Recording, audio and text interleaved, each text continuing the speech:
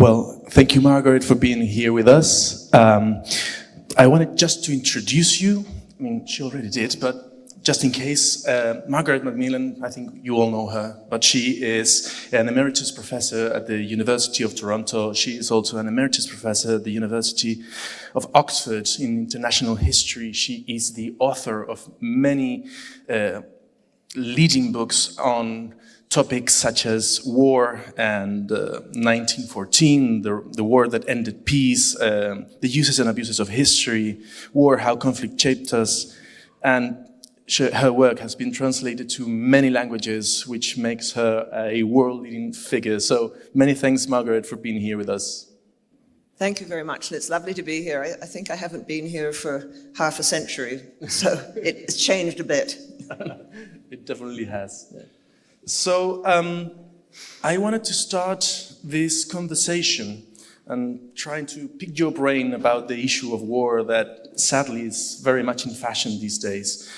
And I wanted to start by asking you about the academic study of war, the importance of studying war, especially since in the last decades it has become very in fashion, you know, and the cultural turn in academic endeavors has taken war out of many academic fields. And I wanted to ask you, what do you make of that? How do you think war can make a comeback to faculties, to the academic world, and how could that help? Well, I think what academics and universities should remember is the old saying of Trotsky, that you may not be interested in war, but war is interested in you. And we have a lot of war in the world, and we have potential for war. I mean, it's something that has been regrettably part of human history for a very long time, and it doesn't look like it's going away. And there has been a move, and I'm interested to hear you say that it might be happening here in Latin America as well, but certainly in the United States and Canada, which I know, somehow studying war is seen as illegitimate or boring. Boring because there's a caricatured view of war, that it's all about counting the number of rifles and tanks and battles, which isn't what we who study war do. We look at how war affects human societies and how human societies are deeply involved in war and how they in turn affect war. But I think the second reason, and I find it very strange, is that somehow there is an assumption, and I've heard this from colleagues and others, that studying war means you like it. And that you don't belong in a decent faculty if you like war.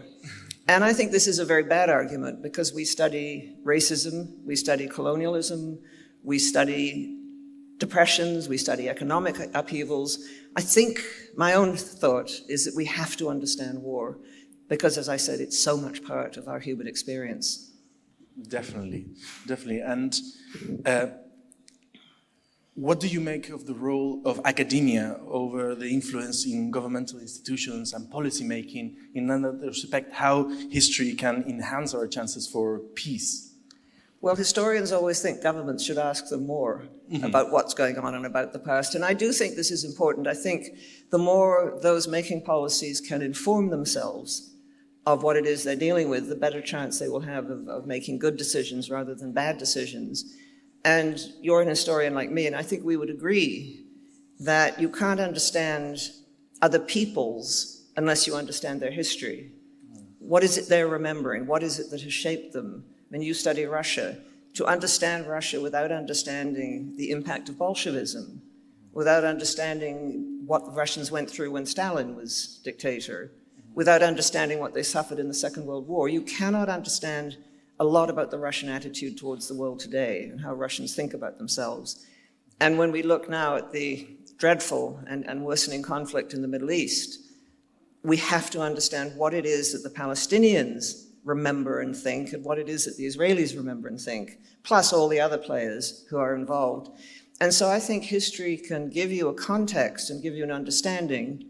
And for policymakers, it can also help you ask good questions. Because when you're looking at a very complicated world, you have to ask the right questions, or you have to ask good questions.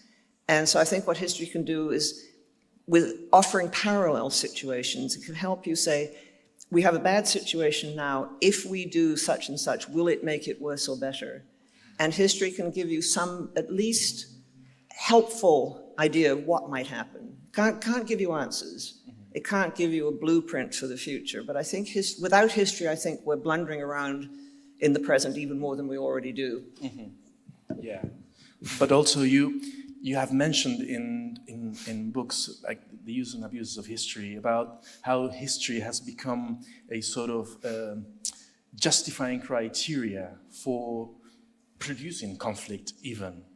How do you see that evolving? Well, history can be dangerous, and we're seeing that because it can persuade people to do things which are cruel and wicked and very dangerous to other people as well as to themselves. And history can be used as justification for anything you want. You can find, there is so much history, you can always find something to justify what you want. And I suspect also that we have less faith in other sources of authority. We tend not to trust our politicians. We tend not to trust our elites. A lot of us aren't religious anymore, so we don't trust our religions. And history has, I think, acquired more dominance. People talk about history will judge me, as if it's the final arbiter, or I want to be on the right side of history. And that is very dangerous, I think, because that's not what history is about. As you know very well, history is a great, big, messy subject, and we're always asking questions of it, and we're always changing our views. And so I think the danger in history is that it's used and misused. And we've seen it, I think, at the moment with President Putin, who is using a very bad sort of history to justify Russian claims to Ukraine, and using history to deny that there's any Ukraine at all. I mean, you've probably I read his essay, Why Russians and Ukrainians Are One People, which he wrote before the invasion, but it gives a very good guide to his thinking. And someone asked me what I would do if I was marking it. And because I'm kind, I would have said, you've tried very hard here, but you aren't using the evidence properly. And I would try not to say, you don't know what you're talking about. But I would be kind, but I would have either failed it. I probably would give it a D+. I'd say, try harder next time, because but it gives an indication of his thinking. I think he really believes this, and I think he's persuaded a lot of Russians that his version of history is right. Therefore, Russia and he are justified in doing what they're doing. Yeah, the use of history and the weaponization of history as a way of harvesting support, right? Yeah. And in that way, there's this thing about modes of war that is emerging ever more present now, right? And there's this thing about the narratives, right? About the importance of social media and how conflict is being portrayed and what kind of support can you harness towards some cause or the other. What do you make of that, and how can the study of that help us understand conflict? I think the use of different narratives, different stories about why you're doing what you're doing and why you're justified in doing what you're doing, all of which use history, has much more impact now even than in the past. But it's always been there in war. It's just that we have different methods now for disseminating, for putting these views out there. But you had the Romans arguing that they were more civilized, or the Greeks too, that they were more civilized than the people they were waging war on, therefore they had the right to incorporate them in the Roman Empire or the Athenian Empire or the Spartan Empire. So I think history has often been used in the past as justification and as used in propaganda. And we see it in wars, in Napoleon's wars. He had himself painted in heroic poses, and these were, prints were made, these were disseminated all over Europe. And he talked, and his generals talked about how France was bringing the benefits of the revolution to the rest of Europe. So using propaganda and using your own narrative in war is not new, but the medium has changed. So in the First World War, it was mostly photographs, because this photography was very new, beginnings of film. The Second World War was much more film, radio. This became very important. The Vietnam War, television suddenly became a very important feature. And now we're seeing social media, and the communication is much faster and reaches much more people. It reaches far more people. And so I think we're seeing a spread. And we're also seeing social media being used not just to put out your own view. We're seeing social media being used for misinformation. A very important part of war now is to spread wrong information. Apparently, and I haven't looked at it because I don't do Twitter, and I don't look at Instagram very much except for family pictures. But what is happening apparently with the war in the Middle East is old pictures of war are being recaptioned, and scenes taken on sometimes from movies are being put out there as what's happening on the West Bank, or what's happening in Gaza, or what's happening on the border between Lebanon and Israel. So the amount of fakery now is absolutely enormous. And you're also getting fake pictures being put out, fake videos being put out. This is huge now. And so war has moved much more into competing informations. It's still about boots on the ground. It's still about people fighting on the ground. It's still about people, the use of violence. It's still about people being killed. It's still about armed combat. But there is now this very important side of it. And it's partly to keep your own people supporting the war effort, but partly also to persuade bystanders. I mean, a lot of the misinformation which is going out is to undermine the other side, but a lot of it is to try and persuade the neutral players that one side is better than the other. So no, I think it's become enormously important, and we're seeing it every day. I mean, many of you will, I don't know if you're probably on Twitter. Unfortunately, yes. Yeah, no, you're the right generation. I'm too old for it. But I think it is, it's an enormously powerful tool. And the Russians have been doing it for quite a long time, as have others. And I think a lot of Western countries are only really catching up to just how powerful this can be and how they need to think of how to counteract it. Well, that also brings the topic of these new concepts that have emerged about the ways that war is waged now, right? Yeah. It's about hybrid conflict, gray zone conflict, right? Asymmetrical conflict, irregular warfare, and the use of different kind of medias in order to wage war in a more effective way. How do you think those concepts are becoming relevant or even helpful to understand what is going on these days? It's a very interesting question, because what is always difficult in the present is to work out what's new and what isn't. Mm-hmm. And some of what we're seeing is typical of wars through the ages. It's an attempt to use force to overpower your opponent so that your opponent will surrender and do what you want. It's often about seizing land, not always, but it is often about seizing land. War is often and has been about ideologies, people wanting to make a better world or wanting to gain an afterlife. These are things which have run through wars throughout history. But I think what we're seeing now is new types of war, and war moving into new spheres, while we still see the old types of war. I mean, I think a lot of people thought in the 21st century, we would probably not have state-to-state wars, one country attacking another country. And that's what we're seeing at the moment in Ukraine. And in some ways, when I said boots on the ground, it's getting this armed forces on the ground, which a lot of militaries were thinking wouldn't be necessary anymore. They'd use their high technology, they'd use their airplanes, they'd use their helicopters. Drones, I think they didn't realize how important they were going to be. Mm-hmm. That's fascinating and horrifying about this war. Drones, it's a very typical example of how civilian technology can be adapted very quickly for war. Drones were things people had fun with, and they did games with, and they were using them. Amazon's talking about using them to deliver parcels, but they have now become a really important tool of war. But I think what we're seeing in Ukraine, we're seeing a combination of the old style war. I mean, they're pictures from the Ukrainian battlefield which look to me like pictures from the trenches in the First World War. The mud, the soldiers, the taking little tiny bits of land bit by bit, the strong defensive lines, all of that is very familiar. The use of propaganda is something that we've seen before.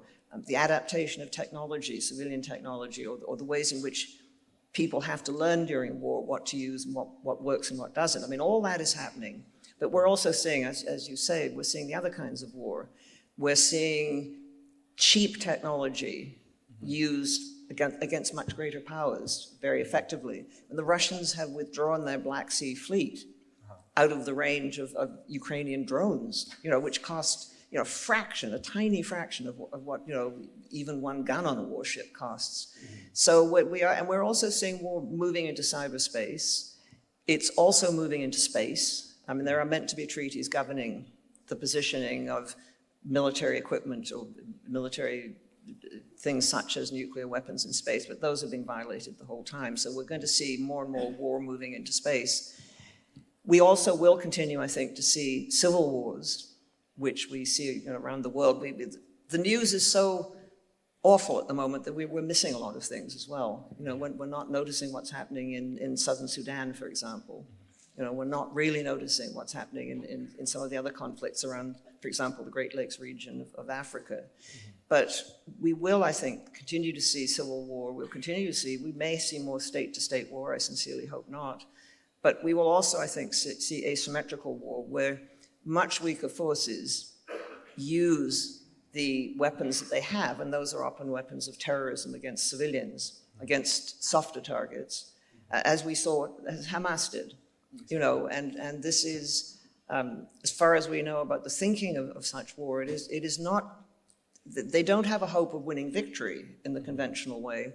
But what they have the hope of, I assume, is causing a disintegration of society, possibly a mass uprising, as the Bolsheviks did in Russia in 1917. So yes, you're right, we're seeing many different kinds of war at once. And there are many questions about where war is going to go. The impact of artificial intelligence is something that we're only just beginning to grapple with in our societies. But what does that mean for war? When we already have what are called autonomous weapons systems, which go off and do their thing. How do you stop them? And if they're badly programmed and start hitting the wrong target, what we know about computers is that they can do extraordinary things, but they do what they're told to do, so far. But we now face the prospect of artificial intelligence teaching itself and developing its own standards. And so far, the countries which are leading in artificial intelligence, the United States, some of the European countries, China, do not want to build safeguards in. They've had a couple of conferences on it which have reached no conclusions, except they all say, well, this is very worrying, and then they do nothing.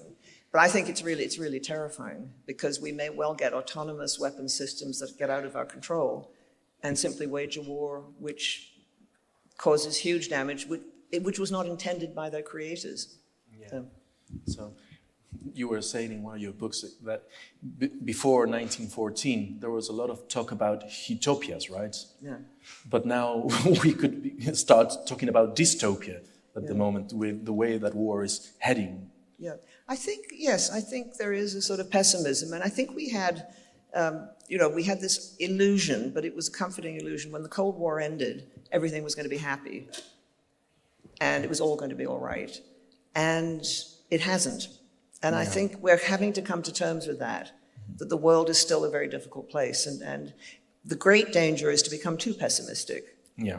No, I think we have to try and find a balance. Albert Camus once said that he was a pessimist by nature. He said every reasonable person would be, but he said, I will live like an optimist. And I think it's a good way to live. Yeah, it's a good middle ground. Yeah. And I wanted to take you to one of the topics that you discuss in one of your latest books, I think is History is People, that you discuss about biography. And we are very used to understanding conflict and trying to understand the current world affairs through the lens of big theories, big undercurrents that help make sense of the world, to see what the zeitgeist is, right? But then you make this argument that in this book, in History is People's, that biographies are so relevant that the chance, the misfortunes or fortunes are central to understanding world history and therefore conflict as well. Unfortunately, I mean, of course the big currents matter, and I would rather live in a society where it doesn't matter who my prime minister is. Things keep going. But there are moments, I think, when who is in a position with great power can really make a difference. The fact that Hitler took control of the most powerful military power in Europe made a difference. The fact that Putin is in charge in Russia, I think it is reasonable to call the war in Ukraine Putin's war. So it's not that individuals always matter in history, but there are moments when there are people who have the power to make the decision whether to go to war or stay at peace, for example. It does matter. It really does matter. So we have to be careful of overdoing the individual, but I think we need to understand just how important they can be at certain moments. Yeah, definitely. And in that sense, personal question. What in your biography drove you to war? Oh, not that I fought in a war, but because both my grandfathers were in the First World War, my father and many uncles were in the Second World War, I suppose I grew up hearing about war. And when we were children, my grandmother had a sort of little cabinet with things she'd collected in it. One was a hand grenade that one of my grandfathers had brought back from the First World War, and we used to play with it. You could roll it around the carpet until someone realized that it probably hadn't been, it was still live. So it was taken, no, it hadn't been diffused. It still had its pin in it. You used to pull the pin out and then throw the hand grenade. Luckily, we didn't try that, but it was taken away from us. But I suppose if you're an historian of the 19th and 20th centuries, which I am, you can't avoid war. Mm-hmm. It's there so much. Yeah, indeed. I wanted to take you to something about Latin America and Chile in particular. Was suggested by a colleague, Professor Rafael Sagredo, who was making a read of your book of 1914, and he was saying that one of the things that got his attention was the fact that you talk about the 1914 war, the First World War, as a process that ended peace, rather than studying the inevitable nature of war. You study why peace ended. So that's one thing that resonates a lot with our Chilean history, right? When we think about the coup d'etat in 1973, we think of it as something inevitable because of the context, because of Cold War, because of social rifts among society, because many factors. So how can taking away this inevitable bit in history help us understand better history? I think the danger with history is we know how the story ended, and so we assume that it had to end that way. And I think what it takes away is that there were always choices before people. They were limited by their times, but there were choices. And I think we need to understand why Europe went down the road to war in 1914 when there was a very strong peace movement. There were lots of people who said, it is impossible, we don't want war anymore, we don't do it anymore, we're too civilized, Europe is too integrated. And so I was trying to understand why things go wrong. And they're not bound to go wrong. But why did they go wrong? Why did you have the coup in 1973? What contributed to that? Were there alternative roads? At least I think we should keep those possibilities open. And I think there's a danger in assuming we can't change what's going to happen. Yeah. And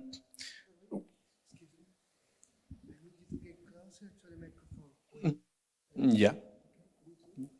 Oh, sorry. Because the sound is... Okay. Mm-hmm. Yeah, definitely. Oh, okay. sorry. No, yeah. No worries. We'll be much closer. Sorry about the echo. Yeah, thank you. And yeah, and also I wanted to talk to you about the current situation in the world.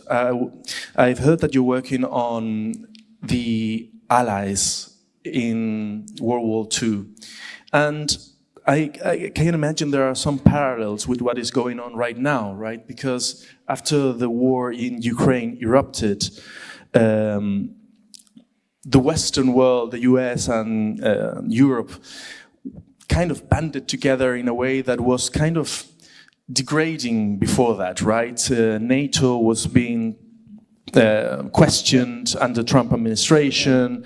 Brexit, had happened. The European bloc itself was kind of strained. But after the Russian invasion of Ukraine, things kind of worked again. Yeah.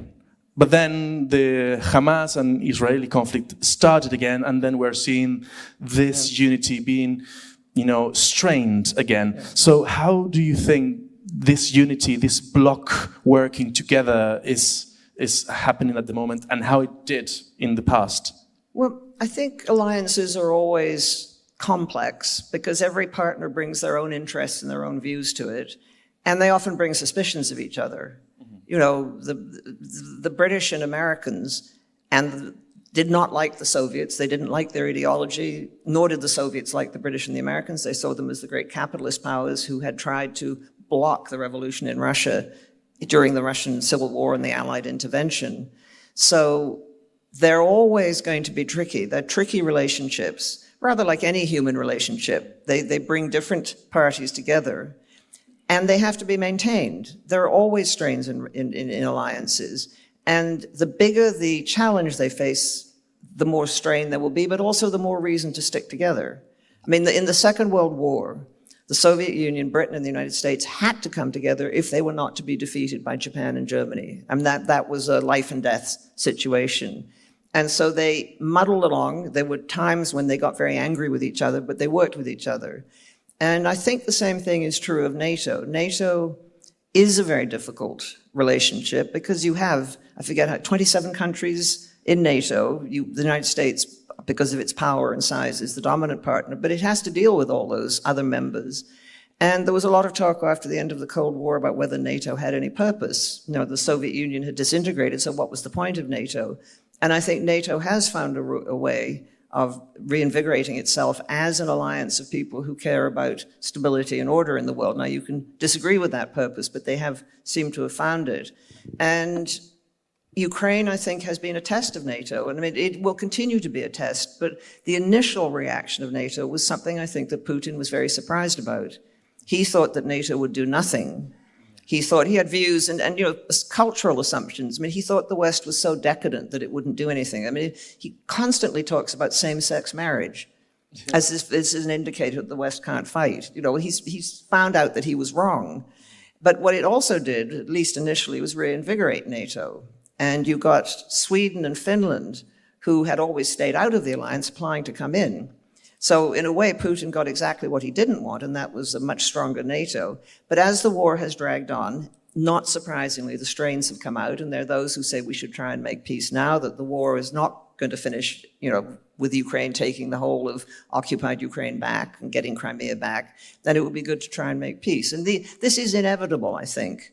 But a lot will depend what happens in the next few months, I think, and a lot will depend on American leadership. At the moment, the US is committed to NATO, and that's very important. So it'll help, I think, to keep some of the other members within NATO working together. What will happen if ex-President Trump becomes President Trump again is another matter. You know, and this again gets back to me, sometimes individuals really matter. So. Yeah, that's absolutely true. And in that sense, there's this whole notion, right, that after the end of the Cold War, we enjoyed a period of peace, right? The so-called Pax Americana, you know. There was this unipolar moment where the US held a leading position in the world, but it seems that that moment is coming to an end or being questioned or challenged, and we're going to a multipolar world again. How do you think that is going to unravel itself in the world stage?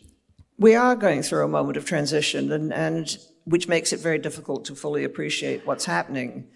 But I think it is as great a moment of transition as the world went through in the 1930s, when what Britain and the United States and France had assumed was a stable situation became a very unstable one with the rise of dictators like Hitler and Mussolini and the rise of the Japanese militarists out in the Far East.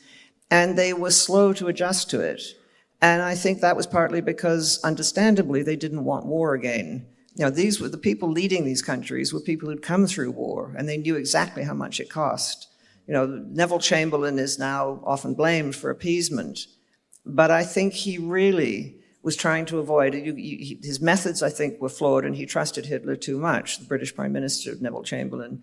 But I think he was right in not wanting to put Britain through that sort of loss again.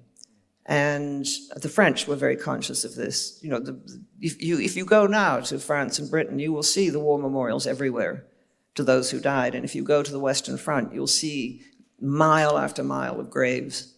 And so you get a sense of just what the war had cost the countries that had fought in it. And the Soviet Union did not want a war if it could possibly avoid it. Stalin was pushing through collectivization. He was then, of course, purging the military, the party, anyone else he could get his hands on, of suspected traitors. So Russia was in a period of transition and turmoil. The last thing they wanted was a war. but they began to have to realize that whether or not they liked it, war was not inevitable, I think, but war was very likely indeed. And I think we're going through a period of transition as well. I mean, I think at the end of the Cold War, I think, as I mentioned, there was this optimism that the world was becoming a very happy place.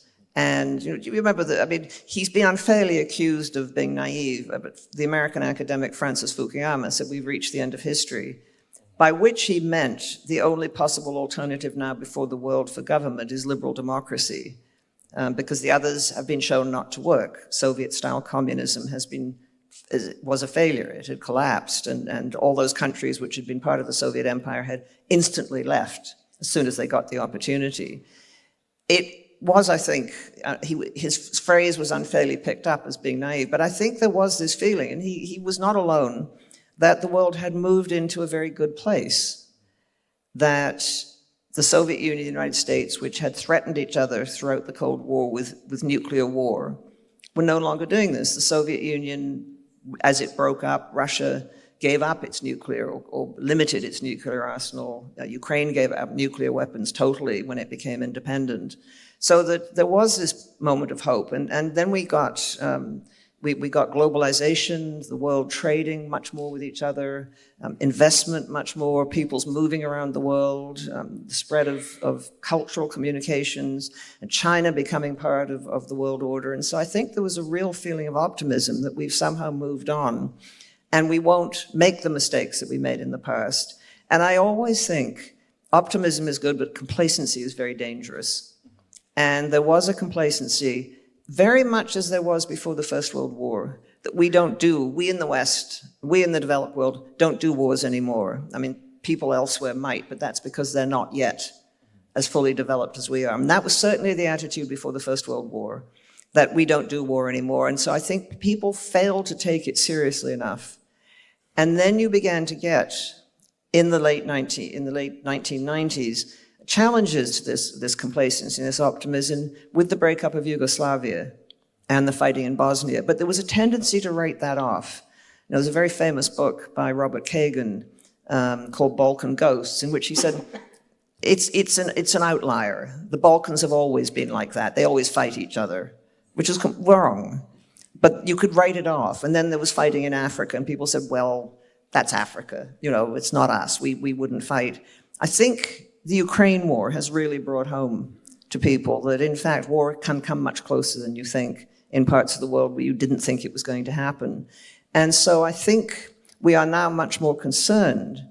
And I think for those of us who live in the West, we're also very concerned about the role of the United States. Because whatever you think of the United States, and I'm a Canadian, so we think many things about the United States, many of them very critical, but nevertheless, it is our superpower. And we were used to it being there, and we were used to it being the linchpin, the key part of NATO. Canadians always assumed that we would be defended by the United States against the Soviet Union, because it was, the early fears were the Soviets would send bombers in over Canada to bomb the United States if a war had broken out. And so we were part of the front line for the US, and they put a lot of money into building early warning systems in the north of Canada. And we now are facing the prospect that maybe they don't care anymore, and maybe the United States is turning inward. And I think Europeans are feeling the same. And for Europeans, this is going to be a real challenge, as it is for Canadians, because they have assumed that the United States would carry by far the greatest burden of paying for NATO and paying for military preparations and paying for defenses. And it may not happen anymore. The United States, I mean, there are lots of people in the Republican Party, for example, who are saying, why should we spend all this money? And it's a waste. And why should we, who needs Ukraine? I mean, don't get me going on some of these Republicans, but they would be happy. I keep thinking they'd be happier on somewhere like the Falkland Islands, but if we could only put them there. But I think there is a sense that the world is changing, and we're not quite sure. The United States is no longer as dominant a power as it was. I mean, there was a unipolar world, as you mentioned, from 1990. Probably up until about I think when the United States got involved in Afghanistan, the unipolar position of the United States as the great power was already much under threat. Iraq was a very bad mistake, and then Afghanistan was also turned out to be a very bad mistake. And so I think what we're looking at is a world that will be multipolar, but there will still be key relationships within it. And the relationship between the United States and how a United States that feels its power is diminishing will behave is tricky. You know, powers that feel that their power is slipping away can lash out sometimes, or they can simply withdraw. But the relationship between the United States and China is going to go on being enormously important, because the United States, whether it likes it or not, is a Pacific power. And it has to pay attention to what's going on in the Pacific, and it has commitments in the Pacific. And it's not yet clear, I think, although we have some indication what path China will take. In some ways, what's happening, of course, is a readjustment of the historical balance in the world, because until the 18th century, China was one of the great power centers of the world, as it should have been, because it had a huge population, it had a huge economy, it occupied and does occupy today a huge landmass. And so in some ways, China is resuming what was always its position in the world, but it's a different China. And the goals and ambitions of that China are something we're all going to have to try and understand and deal with. But there are other sources of tension. I mean, there are tensions between Turkey and some of its neighbors. What will a Russia that feels its power declining do? The Russians have made, in my view, a very bad miscalculation in throwing themselves into the arms of China, which seemed clever at the time. But China has far more people, is a much more successful economy. There are far more Chinese out in the Far East along that, just south of that common border, than there are Russians.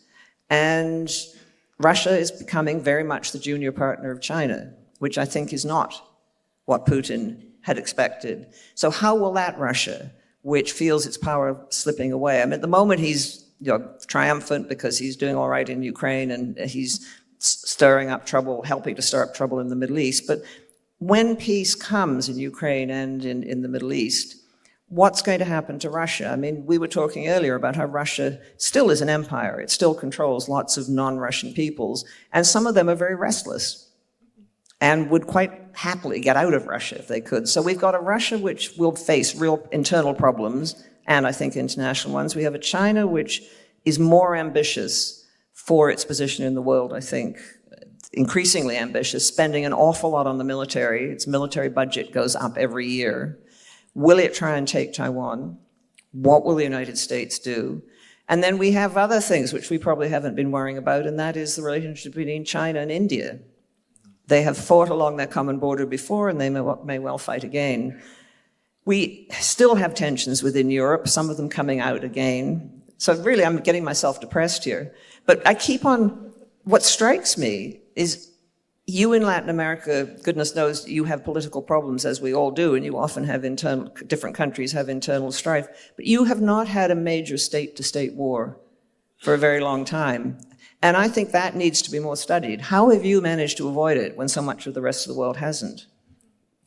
But it's interesting because we have, in Latin America, well, at the moment, as we were talking about earlier, there's such a strange scene, right? There's a swing in the political pendulum that is so extreme and radical. Because, for example, in Brazil, we went from Bolsonaro to Lula, right?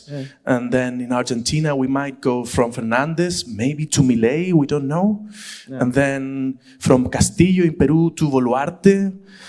Then Chile, well, we have Boric now, but who knows, in the next election we might have Cast. So the swing in the political pendulum is just so extreme. Yeah. No, and that is very striking. I mean, the one that doesn't seem to do that is Uruguay. So why aren't the other countries, why aren't you all more like Uruguay?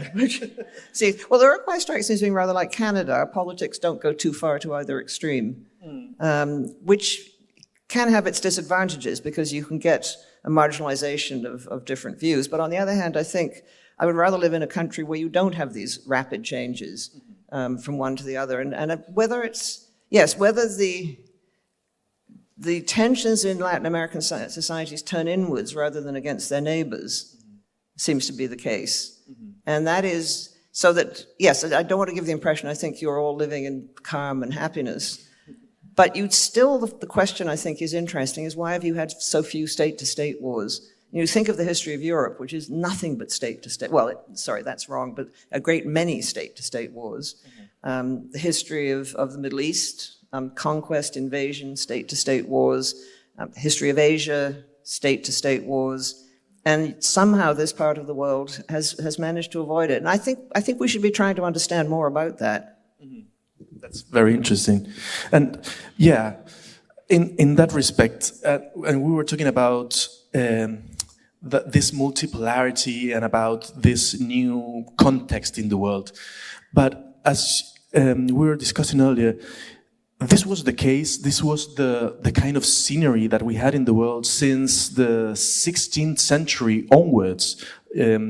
Bipolarity in the Cold War or unipolarity in the last decades was kind of a historical anomaly, right? Yeah. And how can you see that the history of multipolarity that precedes us for such a long time can help us understand the way in which we can manage to have enduring peace? Yeah. There are two different main theories about how the world works, and I think both have their flaws. But one is the realist view, that it's basically anarchy out there. You know, that it's a world of independent states clashing against each other. They will look out for their own interests. They won't think of anything beyond their own interests. You get the great powers pushing little states around. You'll get the smaller states, what they call bandwagoning, jumping on the coattails of one or other of the great powers because they see it as protecting them. But it's a pretty nasty world. There are no rules and there's no enforcement. That's a caricature of the view, but it's not far off. And then there's the idealist view, which is there's more to it than that there is something called an international community, that it is possible to build a rules-based order in which we all agree on how we do certain things, that we can come to certain kinds of agreements, that we can work together as nations, that we can get away from this anarchic, violent world in which there are no rules. And I think we've seen both in the past, but I think we should never forget, and this is where history can be comforting, I think, that there have been times in the past where different peoples have managed to live together in peace. That peace has sometimes had to be enforced. There's often an element of power here. But we have seen, I mean, the Roman Empire, and it's one of the ironies of empire, I think, especially today, that we disapprove of empire. We think peoples of one type ruling over peoples of another type is a very bad thing. But if you look at empires in the past, and there have been a great many, I mean, one of the most common forms of human government is empire, far more common than democracy, constitutional democracy. You know, and far more, you know, the nation state is actually a very new invention. The idea that the world is divided into things called nations is very new. You know, as you know, I mean, this was really an 18th and 19th century idea in which people who spoke the same language or perhaps had the same religion or had the same folklore or whatever was somehow this thing, mystical thing called a nation, which had a right to govern itself and had a right to be on a piece of land, which, you know, is a very new way of looking at the world. But there have been other modes of government and other ways of government, and I'm not saying we should go back. And we are seeing a new age of empire, I think. I mean, I think China is certainly trying to build an empire of sorts, but perhaps not directly ruling places, but influencing them through loans, through investment, through pressure. But I think some of the big empires, and we know their faults, but they did provide within their borders peace. The Roman Empire, for some 400 years, made it possible for people from Britain to the Middle East to travel safely, to trade freely, to live without fear of their property suddenly being seized, unless, of course, they did something which the authorities didn't like. And so we have seen times in the past where we've had internal peace, and we've also seen times in the past where we've had relations between nations that have actually worked quite well. In Europe, after there were attempts to oppose Christian peaces in Europe in the Middle Ages, and sometimes those worked. The popes tried to prevent fighting among the different Christians, partly by, of course, directing them to go and fight the Muslims, which wasn't necessarily the sort of solution you wanted. But in Europe, after the terrible wars of religion, the 30 Years' War in the 17th century, there were agreements made about how to get along together, how no nation, no ruler should interfere in the affairs of another state. And that was a rule that was more or less obeyed. So we can work together. We had the same thing in the 19th century after the Napoleonic Wars, the wars of the French Revolution and then the Napoleonic Wars, where you had something called the Congress of Europe, where the 5 big powers consulted each other basically to keep peace and to keep order. Now, they tended to be conservative, and so there were real problems from the point of view of political freedom with it. But I think for a lot of people, peace and stability is so important that, even if it came at a price of conservative governments, for a lot of people, it was a bargain, and the bargain was one they wanted. So it's very, we know that it can be done. The League of Nations is now seen as a failure, the body that was set up after the end of the First World War, but it managed to diffuse 1 or 2 crises, a rather difficult crisis between Italy and Greece over the island of Corfu, which the League managed to deal with. It also managed to introduce laws and practices internationally and did a lot of work on things like international health. The World Health Organization really comes out of the League of Nations. The International Labor Organization comes out of the League of Nations. It was very active against slavery, very active against gun running. So that I think it is possible to build international institutions. And again, the United Nations was meant to do this, and there were great hopes placed in it. It now is seen as a failure, but again, it has had its successes, and it's increasingly important in coming in to conflict situations, as it's trying to at the moment in the Middle East, and coming in post-conflict situations, trying to clean up the mess that wars have left. And so I tend to be an idealist. I think that it is possible to imagine a world in which we don't fight, in which we find other ways of doing it. And we have had some successes. I mean, we can all think of the failures, but we've had successes in developing a whole body of law about how civilians should be treated in war. The Geneva and the Hague Conventions deal with civilians. They deal with types of weapons that can be used, not always successfully, of course, because rules always get broken in wars. And they also deal with how prisoners of war should be treated and how occupied territory should be treated. And we have set up now international tribunals, the International Criminal Court, which will hold to account people who have broken these laws. And so I think we can do it. The problem always is the political will to do it. And the danger is, I think, that we will have those who don't really want such an order, who would prefer to disrupt it for their own purposes if they think they can get away with it. I mean, I think Putin is such a disruptor. He doesn't really care about any international order. He will disrupt it if he can. And I think always the danger is people who are motivated by an ideology which believes that dying for your ideology and killing others for your ideology is what you want to do. That those who are prepared to die for a cause don't really care about the consequences of what they do. And we've seen it down through history. We saw it with the religious wars, we saw it with the Crusades. It's not something that is new. This propensity of humans to take up a cause which is greater than themselves is one of the motivations for fighting, not always, but it is very difficult to contain. And I think, when we will know more, I think, as time goes by, but when we read about the Hamas fighters who broke out of Gaza, a number of them said, we were prepared to die. And they have said this in statements. And I think that makes it very difficult to try and deal with and contain, because you have people who see no limit to what they will do because they don't care about their own lives. And that, I think, has often happened. So I think we have the possibility, even of dealing with that. I mean, I think after the attack on the United States on September the 11th, 2001, 9/11, we saw international policing and international cooperation actually making a real difference to Al-Qaeda and then to ISIS. So this can be done, but again, there have to be enough states that see it in their interests as doing it.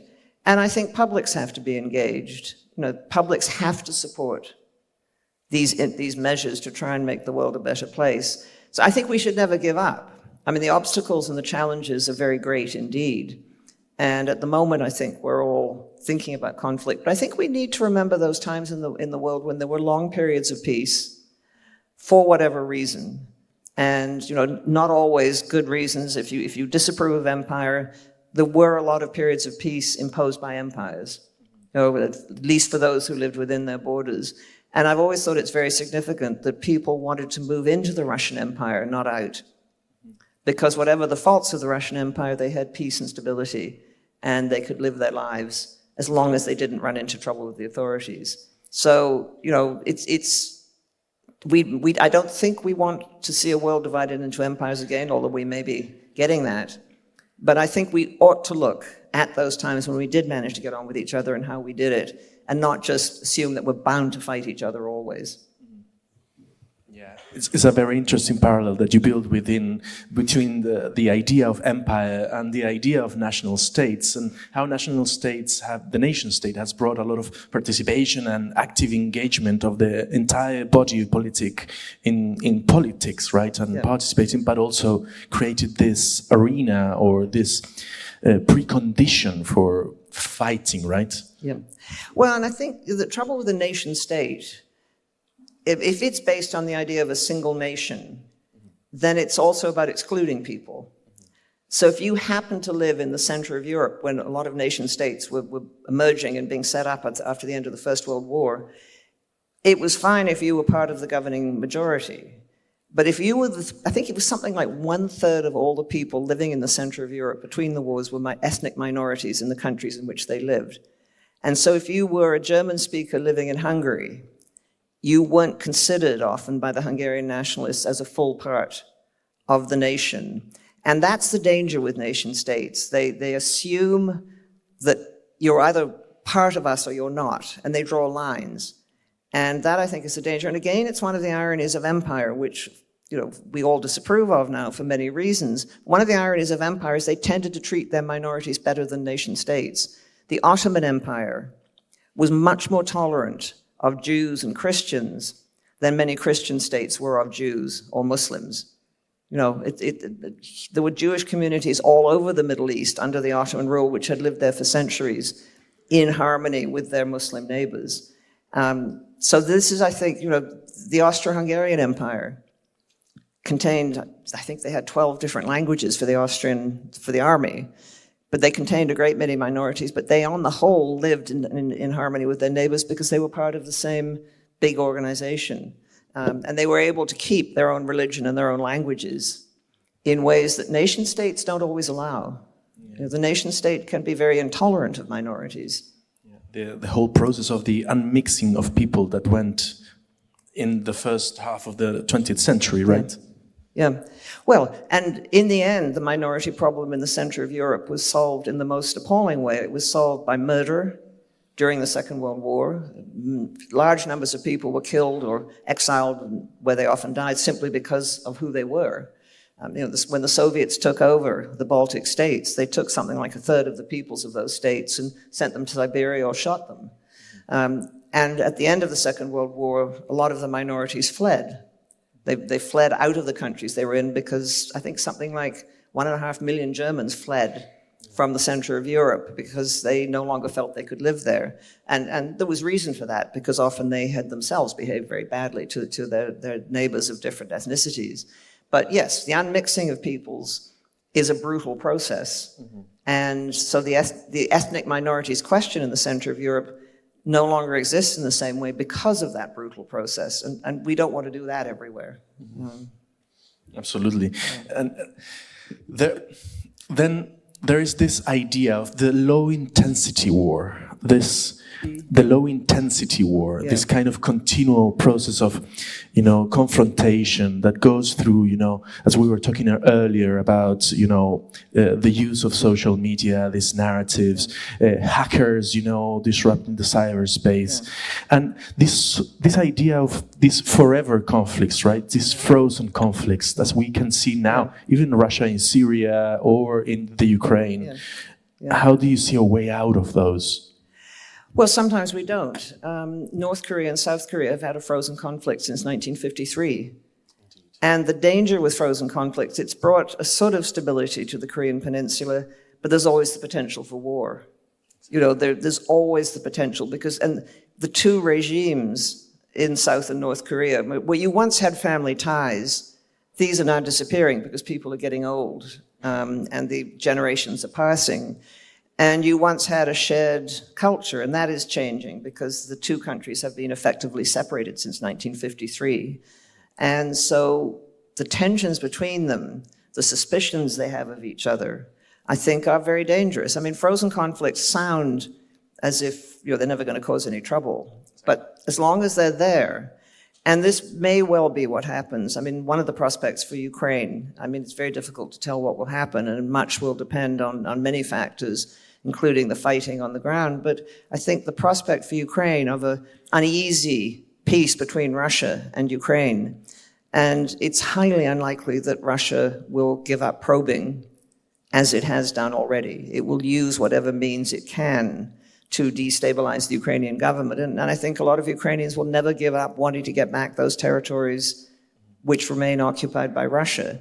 And so it will be, there may well be actual fighting along the border, but it will, I think, be again a very dangerous situation. Well, I wanted to thank you, Margaret. I think our time is up now. And I wanted to thank you so much for the privilege of being here with us and sharing your thoughts about these very unfortunate issues, but that need to be discussed. So many thanks and an applause to Margaret.